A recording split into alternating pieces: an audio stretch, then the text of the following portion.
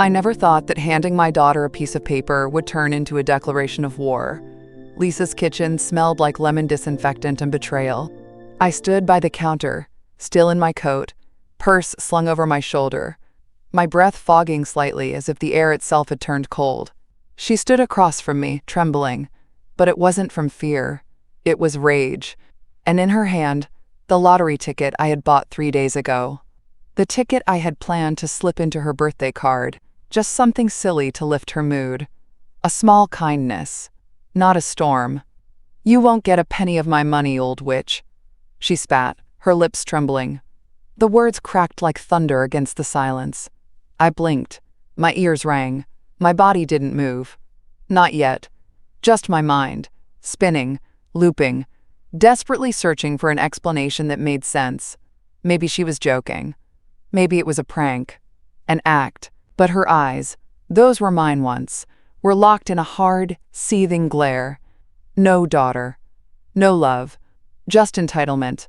My hands were still numb from the cold outside. Or maybe from the realization.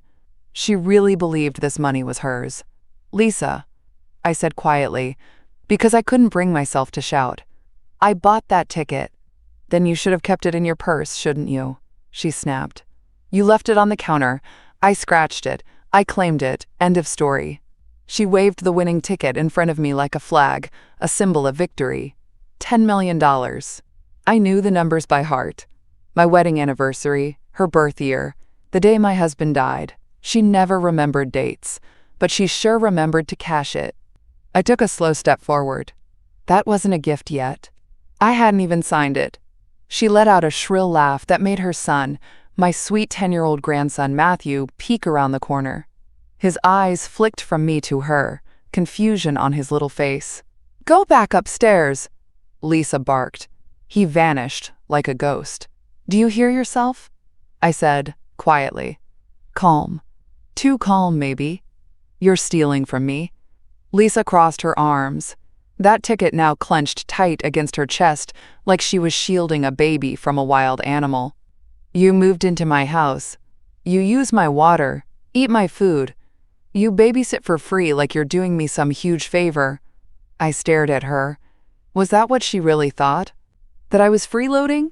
"I gave up my apartment, my savings, my time, my peace, so you could finish grad school, so you could keep your job and not lose Matthew. And you call that using you? Oh, save the martyr act," she sneered. "You gave me that ticket. You left it for me." I didn't even realize I was shaking until my purse slipped from my shoulder. Something in me broke then. Not loudly. Quietly. Like a teacup handle snapping off in your hand. Still functional. Just not the same anymore. "You'll regret this," I said. Not as a threat. As a truth. Not because I want you to, but because you just sold your mother for $10 million. She laughed. "Well, that's more than most people get." I didn't cry. I didn't scream. I just turned and walked out the door. I wasn't sure where I was going. I only knew one thing. I wasn't going to beg my daughter to love me. Not anymore. 3 days earlier, I'd stood in line at the gas station with a loaf of bread, a bottle of milk, and a $5 lottery ticket. It was raining. My coat was damp at the sleeves, and the woman in front of me kept apologizing for dropping her change. The world moved slowly that day, like it had no urgency. I didn't either. I'd picked the numbers carefully. Not out of superstition. I wasn't that kind of woman. But out of meaning. Lisa's birth year. The date I got married. The day I buried my husband. The numbers mattered to me. They always had. I didn't buy the ticket for myself. I bought it for Lisa. Not because she needed money, although she did, but because I thought maybe, just maybe, it would lift the cloud that had been hanging over her lately. Something small to make her smile. She'd been so tense, so bitter, always sighing when Matthew asked questions, or snapping at the smallest things. I figured a little hope, even in a scratch-off, could be a kind of medicine. When I got home, the kitchen smelled like burnt toast. Matthew had tried to make his own breakfast again. Lisa was already gone for work. I wiped crumbs from the table, set the ticket down on the counter beside the cereal box, and helped him clean up. My plan was simple. Tuck it into her birthday card. Write something light. May this little slip be your big break. I'd bought the card 2 weeks ago, and even hidden it in the back of the hall closet so she wouldn't find it too early. But life, as always, didn't follow my script. That evening, Lisa came home late, muttering about office politics and her coworkers' new shoes. I started to mention the ticket, but she brushed past me like I wasn't even there. I went to bed early, figuring I'd give it to her the next day. But the next morning, it was gone. At first I thought maybe I had imagined putting it there. I checked my purse, the trash, even the laundry basket. Nothing. I asked her gently, "Did you happen to see a lottery ticket on the counter yesterday?" She didn't even look up from her phone. Nope. Later that night, the news aired the winning numbers. And there it was. My numbers. I sat there on the couch with the remote in my hand and a hollow feeling spreading through my chest. Lisa came in from the hallway, holding a champagne bottle. "Guess who's rich?" she said, eyes gleaming. That was the moment I knew. She didn't just find the ticket, she knew it was mine. And she decided that didn't matter. I didn't confront her. Not yet. I just nodded, said wow, and pretended to be happy for her. I smiled for Matthew's sake. I let her gloat. Because somewhere deep inside me, I still believed maybe it was a misunderstanding. That belief didn't last long. Nothing ever does when money's involved. Before everything turned ugly, before Lisa's eyes stopped softening when she looked at me, we'd sit out in the garden with mugs of tea and talk about nonsense. It used to be our quiet place. Back when she still called me Mom, with warmth, not like an obligation. That afternoon, I watched Matthew play in the grass, while Lisa stared at her phone from the kitchen window. She didn't come out, didn't wave, didn't smile, just stood there, looking like she was waiting for me to vanish. She hadn't said thank you in weeks. Not when I picked up her dry cleaning. Not when I took Matthew to the dentist. Not when I quietly covered the electric bill after she forgot. It was as if I'd melted into the background, like a servant whose presence didn't require acknowledgement. But it wasn't the silence that stung. It was the resentment behind it. She hated that Matthew ran to me first, that he wanted me at bedtime more than he wanted her. She started correcting me, interrupting when I read stories, brushing past me to do what I'd already done. "I said I'd handle it, Mom," she snapped once, yanking the math book from my hands. I was too stunned to reply. And that's when I knew. She didn't see me as her mother anymore. She saw me as someone in the way. I should have left then, packed my bags before her bitterness turned into betrayal. But I stayed because of Matthew. Because he still needed me. Because I was foolish enough to think love would be stronger than jealousy. I even told myself she was just stressed. She'd lost her job last year. The bills were tight. She was angry at the world, not at me. But then she started hiding things, whispering on the phone late at night, mumbling about needing space, about carrying dead weight. She didn't know I'd heard her say, "I can't take much more of her acting like she owns the place." I didn't cry. I just sat in the garden that evening and stared at the horizon, clutching the small notebook where I'd written down the lottery numbers, the ones I'd played for years, the ones I used for that cursed ticket, her birth year, my wedding date, Derek's last day. And then I remembered the way she'd lied to my face when I asked about the missing ticket. "Nope, haven't seen it," she said without a flicker of guilt, then smiled at me over dinner like nothing had happened. She thought I was stupid. She thought I'd roll over, again. But something in me shifted that night. Not loud, not dramatic, just a quiet flicker of resolve. She might have taken the ticket, but I wasn't about to let her erase me. The news anchor's voice was calm, detached, like it wasn't my life unraveling on the screen. "Local woman claims $10 million jackpot," she said. "Lisa Myers, a single mother and marketing assistant, says she picked the lucky numbers herself and plans to use the winnings to start a new life." My stomach turned. The camera cut to Lisa's face, painted, practiced, smug. She stood outside the lottery office, holding up the ticket I had bought with the exact numbers I'd played for years. My handwriting was gone, my part in it erased. There was no mention of the woman who'd raised her, held her through panic attacks, or rocked her son to sleep for years. Just Lisa. Grinning like she'd won more than money, like she'd just buried me and danced on my grave.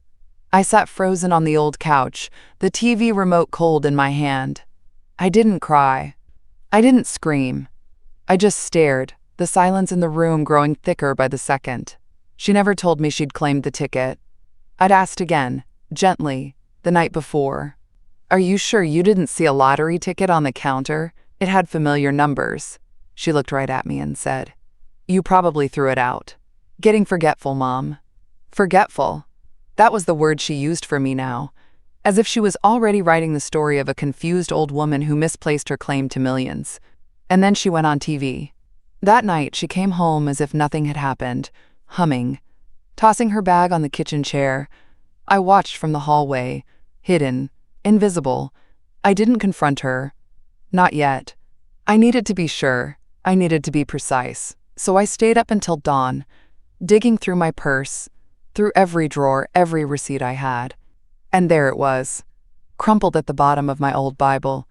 The ticket receipt, the timestamp, the location, my credit card, all matching. She didn't find that ticket. She stole it. And she knew exactly what she was doing. She must have seen it on the counter that morning, realized the numbers matched after the draw, and claimed it without blinking. No guilt. No hesitation. Just greed. She didn't ask, didn't thank me, didn't even pretend to be unsure. She saw $10 million and decided I was disposable. I stared at the receipt in my hands, feeling a calm I didn't expect. Not rage. Not even betrayal anymore. Clarity. Lisa wanted to believe I was weak, that my silence was surrender, that my age meant I couldn't fight back. But she was wrong. I may not have her youth. I may not have her charm, or her cold lies, but I had the truth. And I had proof. She stole from me. And now, I was going to take everything back. She waited until Matthew was at a sleepover. I should have known. She didn't want witnesses, especially not the one person who might have asked why Grandma had to leave without her coat zipped or her bags fully packed. I stood on the front porch holding a duffel bag I hadn't touched in years, watching her lock the door behind me. She didn't even look at me, just twisted the key with a finality that didn't belong in any family. "You should have been grateful," she said without turning around. "You had a roof, meals, time with your grandson, and you just had to ruin it." My voice was steady. I'd promised myself I wouldn't let her see me cry. "I didn't ruin anything. You did that the moment you looked at that ticket and decided I didn't matter." She spun around then, fire in her eyes. "You left it out. What did you think would happen? You always act like some quiet saint, but you're just bitter and manipulative." I stared at her, stunned by the venom. It wasn't just greed. It was something deeper. Resentment. Like I'd taken too long to die and was getting in the way of her second act. I didn't respond. What was there to say to a daughter who decided I was worth less than a scratch card? Inside, I heard hurried footsteps. Matthew. He must have come back early. His small face pressed against the window as he watched me standing in the cold, holding nothing but a worn bag and dignity. The door creaked open behind Lisa's shoulder. "Grandma," his voice cracked. Lisa turned on him so fast I almost flinched. "Go upstairs, Matthew, right now." He didn't move. "Go," but he didn't listen. He ran straight to me, latching onto my waist, burying his face in my coat. "Please don't go," he whispered. "Please. I'll talk to Mom. I'll give you my birthday money. Just don't go." I dropped my bag and held him tight. I wanted to tell him it wasn't his fault, that sometimes people lose themselves chasing things they think will fix them, that his mother wasn't always like this, that I'd stay if I could. But I couldn't say any of it. Lisa yanked him away, not gently. "Go. Inside. Now." He looked at me one last time, eyes wet, heartbreak written across his face in a way no child should ever have to wear. And then the door slammed. I stood on the porch alone, wind cutting through my sleeves. Not one neighbor turned on a porch light. Not one curtain shifted. Just me and the night. I picked up my bag, pressed the receipt deeper into my coat pocket, and walked down the steps without looking back. I didn't have a home anymore. But I had something better. Proof. And a reason to fight. Helen's garage apartment wasn't much. A single room above rusted tools and forgotten Christmas lights. The mattress sank in the middle, and the radiator coughed like it had asthma. But the roof didn't leak. The door locked, and no one screamed at me to leave. Helen didn't ask questions when I showed up with 2 bags and a tired smile. She just opened the door, stepped aside, and said, "Stay as long as you need, Margaret. You're family." Funny how the people who mean it never have to say it twice. I hadn't seen Helen in almost a year. We'd met back when our boys played Little League together, before Derek died and Lisa started calling me too intense. She'd been a real friend back then, the kind who brought casseroles and didn't judge.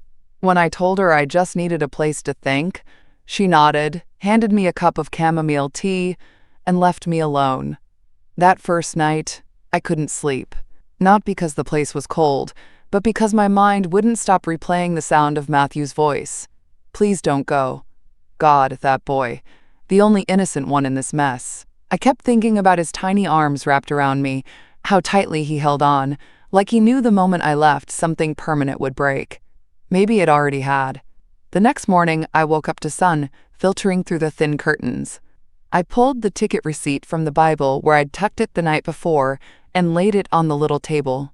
The paper was faded at the edges, but every word still screamed the truth.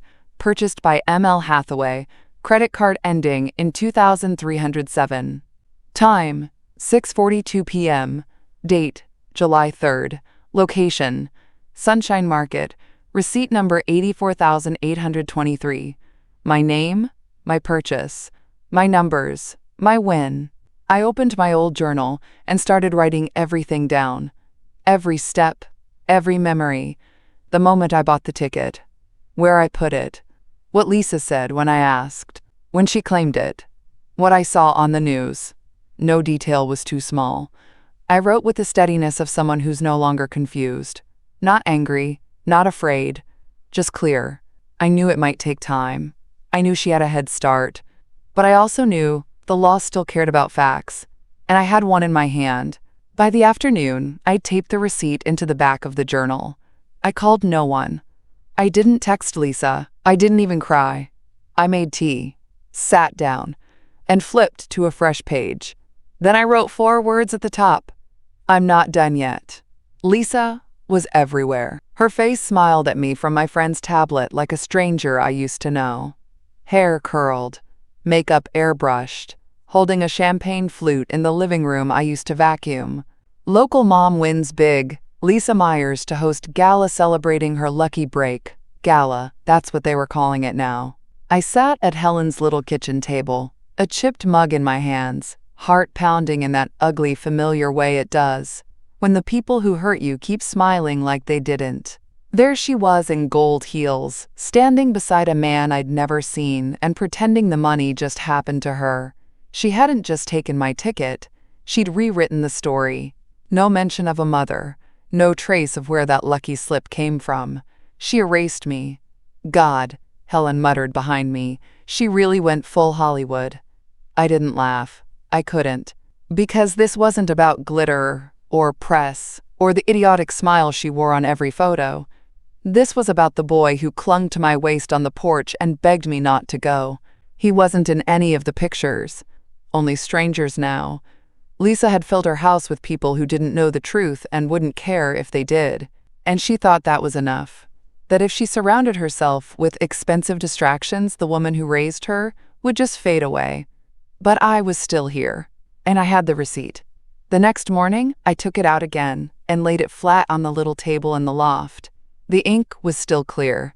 The date, the time, the store, and my name, Margaret Hathaway. "You really gonna go to the lottery office?" she asked that night, pouring me a cup of tea. I nodded. Her hand rested lightly on mine. Good. Because if you don't fight her, she'll keep thinking she's untouchable. She already did. The next day, I rode the bus downtown with the receipt tucked safely in my coat. No driver. No fanfare. Just me and the truth. The lottery commission building was gray and cold. I waited an hour. Then they called my name. Inside a glass-walled office, I sat across from a woman named Darla. "I'm not here for money," I told her. "I'm here for clarity." I slid the receipt across the desk. "This ticket, that win, it was mine." Darla studied it, then typed something quietly. "This could qualify as a disputed claim," she said. "The name on file doesn't match this receipt." I held her gaze. "That's because someone claimed what wasn't theirs." She nodded slowly. "I suggest you file a formal dispute, Mrs. Hathaway." I smiled. Just a little. "I already am." 2 days after I filed the dispute, Lisa posted a video of herself dancing in her new kitchen. Marble counters, crystal lights, a chandelier so low it probably hit her in the head twice a week. She was barefoot, wine glass in hand, laughing with people who'd never once changed her diapers or stayed up all night when Matthew had croup. "Cheers to freedom," she said, and everyone around her clinked glasses like they knew what it cost. She didn't even flinch when she said it. She didn't know the funds were already under review. The Lottery Commission worked quietly, discreetly. They weren't interested in drama, just evidence. They asked me for everything: my journal entries, timestamps, bank transactions, even the security footage from the corner store, if it could be retrieved. And they took it seriously. No eye rolls, no "Are you sure, ma'am?" Because I didn't come in screaming, I came in prepared. While she flaunted her wealth to people who only knew her new face, I sat in Helen's loft reviewing every step like a lawyer building a murder case. Because something had been murdered. My trust, our bond, maybe the last thread of family we had left. She stole from me with a smile. And now she was spending that theft like it would never catch up. I kept watching from the outside, not stalking, strategizing, her posts, her purchases. She didn't even try to hide it. The sports car. The new sofa big enough to seat a dozen people who'd never visited her once before the win. Champagne brunches, charity dinners, photo ops. She was building an empire of illusion, brick by stolen brick. And the boy? Matthew was nowhere to be seen. I knew what that meant. I knew my daughter well enough to see the pattern. He wasn't a photo prop. He was an obstacle, one that reminded her of me. Helen saw me scrolling one night and said, "You know what makes me sick? She doesn't even care what it'll do to him when this all falls apart." I looked down at the picture. Lisa in sunglasses, toasting someone named Bryce, or Brad, I don't remember. "She thinks it won't." "Let her think that," Helen said. "She's not the only one who knows how to play quiet." That stuck with me. So I stayed quiet. I didn't contact Lisa. I didn't warn her. I didn't even breathe a word to Matthew. I wasn't going to use him like she did. Instead, I waited. Because truth is patient. And she just handed me every ounce of arrogance I needed to prove intent. That she took something she knew wasn't hers and showed no remorse. The last message I got from the commission was short. "We're investigating. The funds have not been released to permanent accounts. Frozen. Not just the money. Soon, the lies too." Lisa didn't notice the cracks forming. Not yet. She was too busy posting photos from her casual afternoon at the dealership, standing next to a red convertible she couldn't pronounce, smiling like she owned more than just the borrowed admiration of shallow people. "Dreams do come true," the caption read. I stared at it from Helen's kitchen. She never even liked driving. But attention was addictive, and Lisa was overdosing. Meanwhile, the grandson she left behind sat alone in his school library during pickup hours. Helen's neighbor, a school secretary, recognized him, said he'd been a little quieter lately, said he'd asked if Grandma was still on vacation. I almost dropped my tea. Vacation. That's what she told him. That I left to get some rest. Lisa lied to a child because it was easier than facing what she did. And I couldn't correct her. Not yet. Legally, emotionally, strategically. I had to be patient. I had to stay invisible just a little longer, like dust settling before a storm. But I couldn't stay completely still. That night, I wrote Matthew a letter. Not to explain the lottery, not to call his mother a thief, just to remind him, "You are loved. You are not forgotten. Grandma is always, always thinking of you."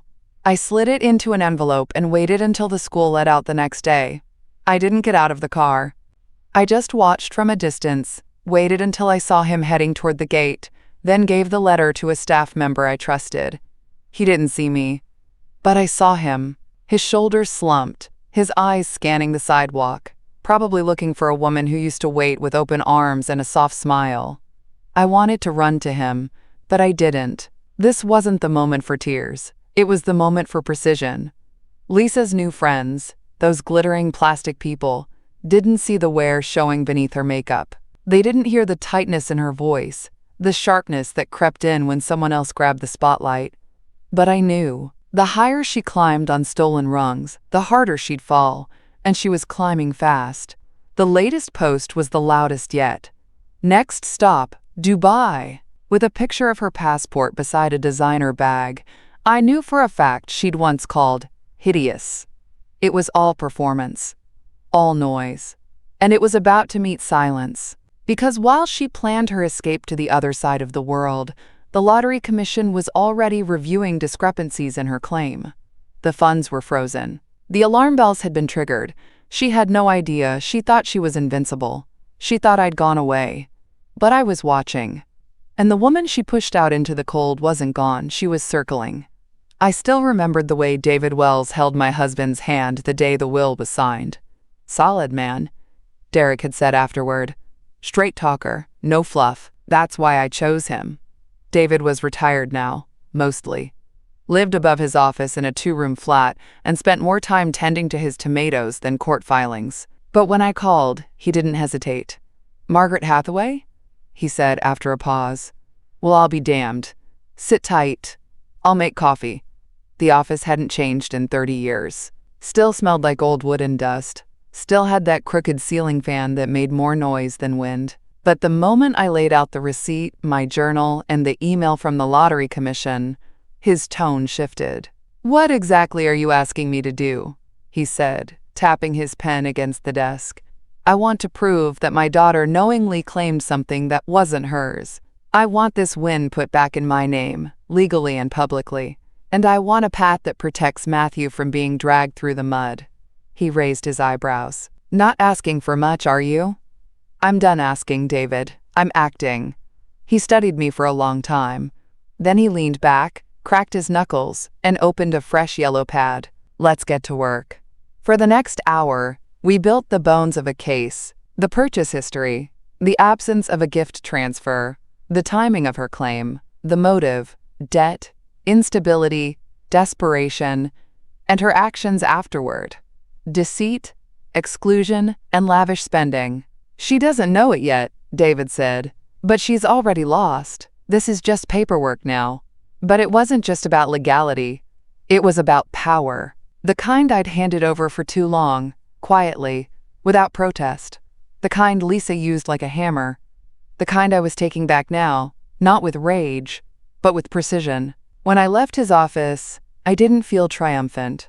I felt aligned, like a clock finally ticking at the right rhythm. I took the long way back to Helen's, walking past the corner store where I'd bought the ticket. It looked the same. Flickering sign, dusty lotto machine, radio playing static-filled oldies. I stepped inside and approached the counter. "Hey," I asked the clerk, "you ever keep security footage?" He looked at me, puzzled. Sometimes. Manager backs it up if there's a reason." I smiled gently. "There's a reason now." He scribbled the number for the store owner on a receipt. "Tell him Mark sent you." By that evening, I was back at Helen's with a full folder and a clear head. The letter I'd written to Matthew was gone from the kitchen table. Dropped off, delivered, unseen but planted. David would handle the paperwork. The commission would finish the investigation. And Lisa? She was still toasting herself on balconies, unaware the floor beneath her was beginning to creak. I wasn't angry anymore. I was awake. And when you've been quiet for too long, the sound of your own resolve can be louder than thunder.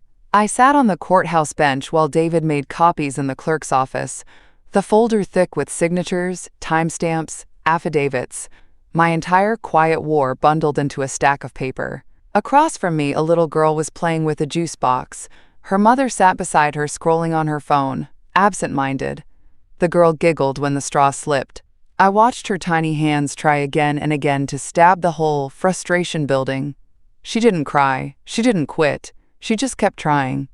That was me now. I thought I'd feel broken by this point, worn down. But I didn't. I felt clear.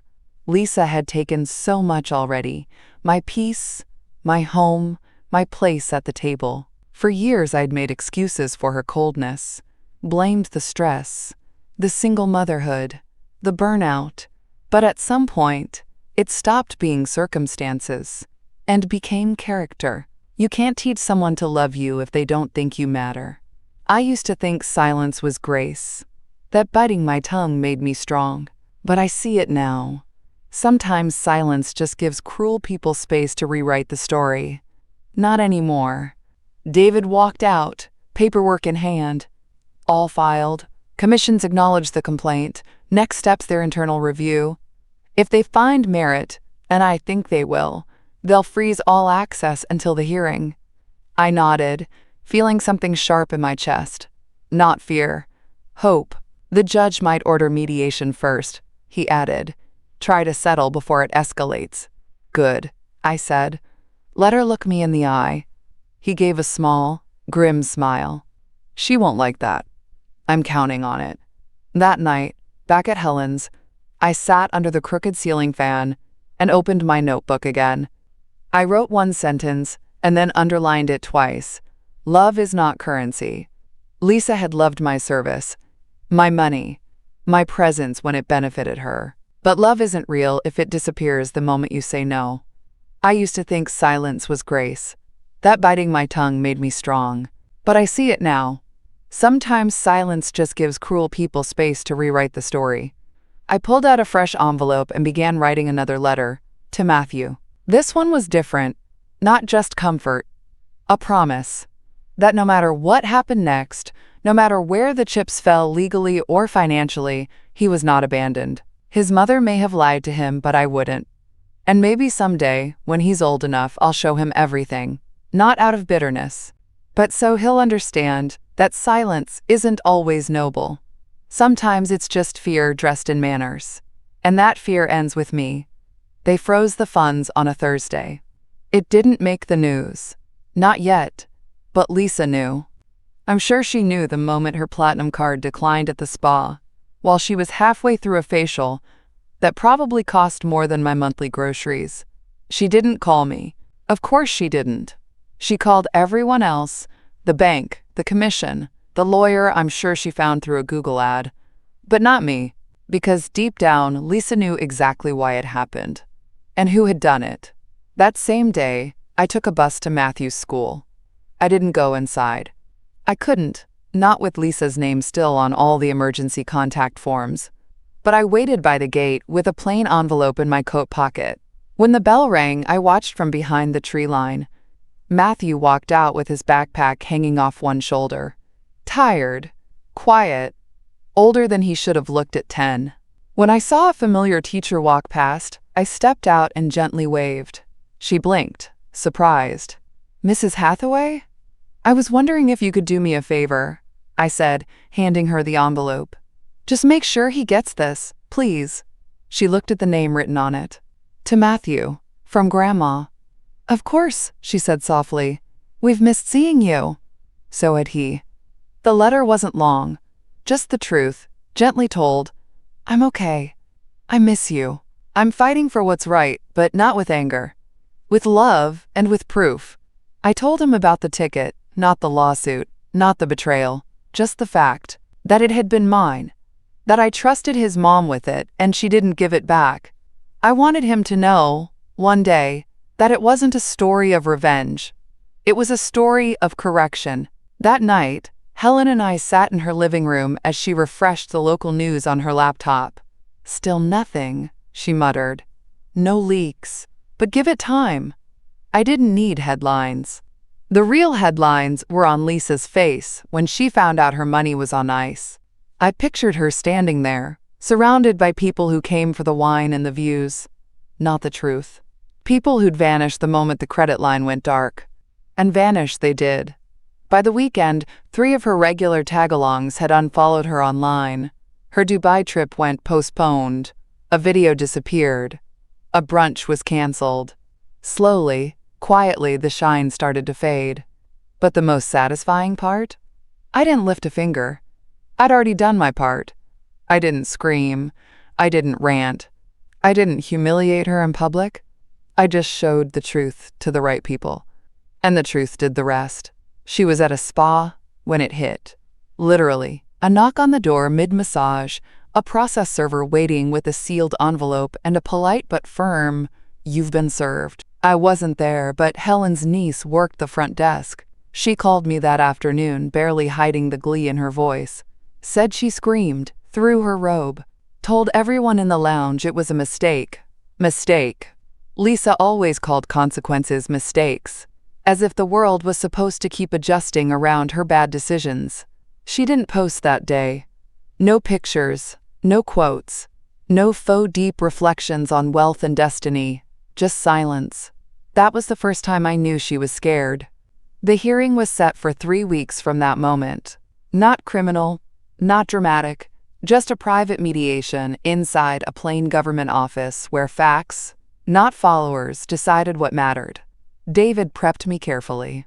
She'll attack your memory, your age. She'll paint you as confused, maybe even senile. I nodded.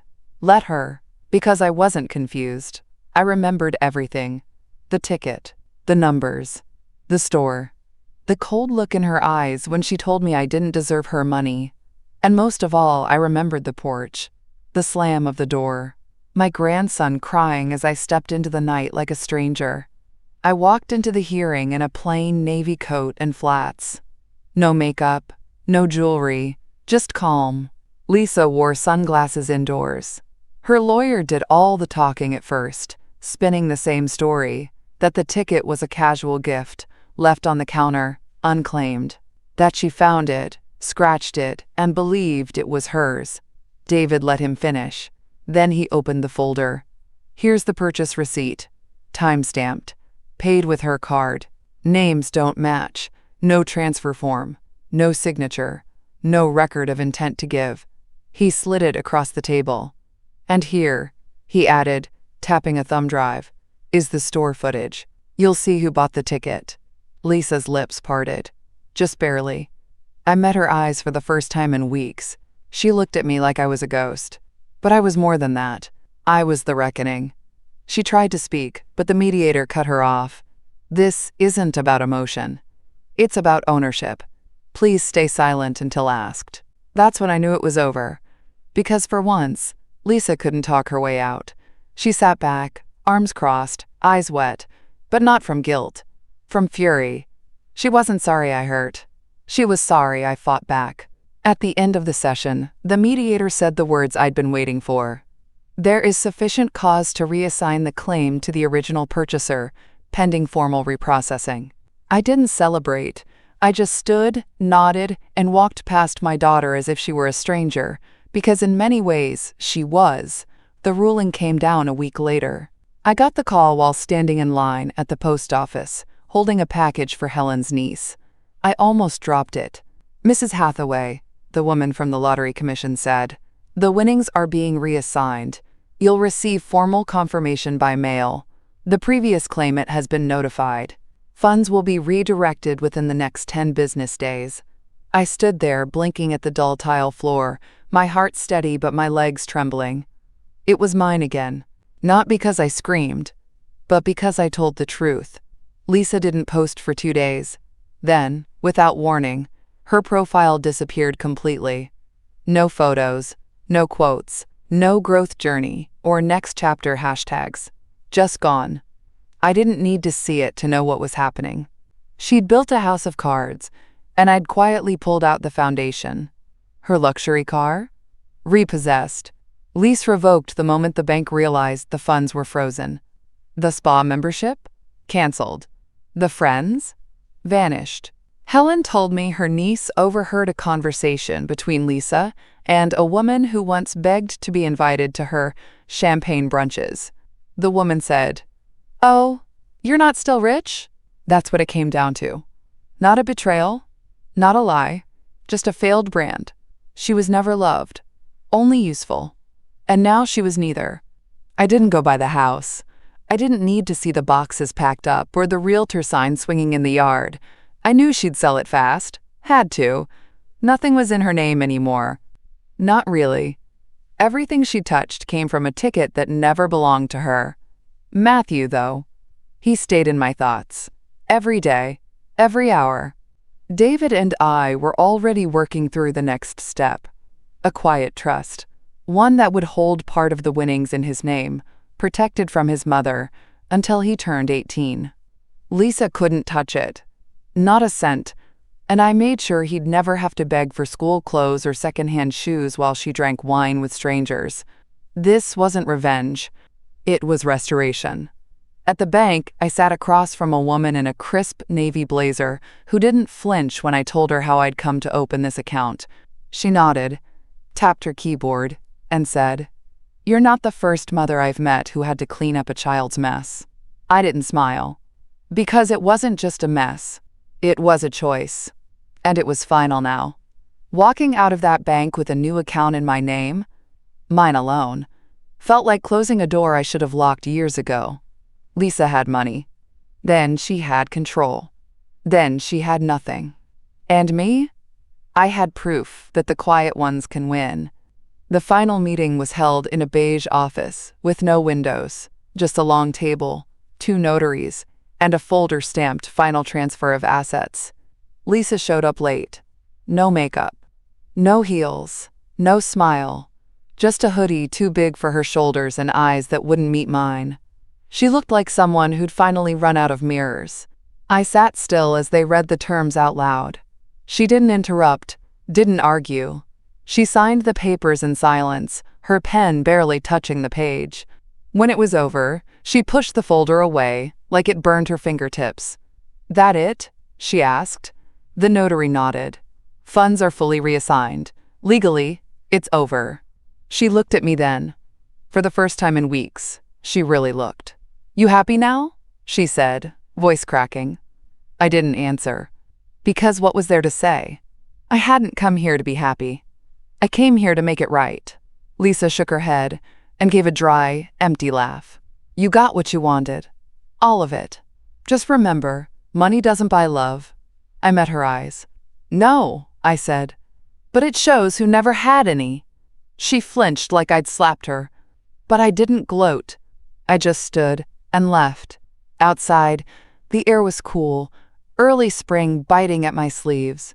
I could hear the traffic, the birds, my own heartbeat. Steady, no more court dates, no more lawyers, no more wondering if I was crazy or cruel or both. Just peace. David called the next day. "Everything's processed. Funds secure. You're clear." I thanked him and wrote the final check for his service. He didn't charge full rate. "Some things," he said, "you do for principle." I donated the first $1 million anonymously to women starting over after betrayal. Because I understood now, some wounds never come from strangers. They come from the ones we raised, the ones we fed, the ones we thought would be our safety when we were old. But being used by someone you love doesn't make you weak. Staying silent does.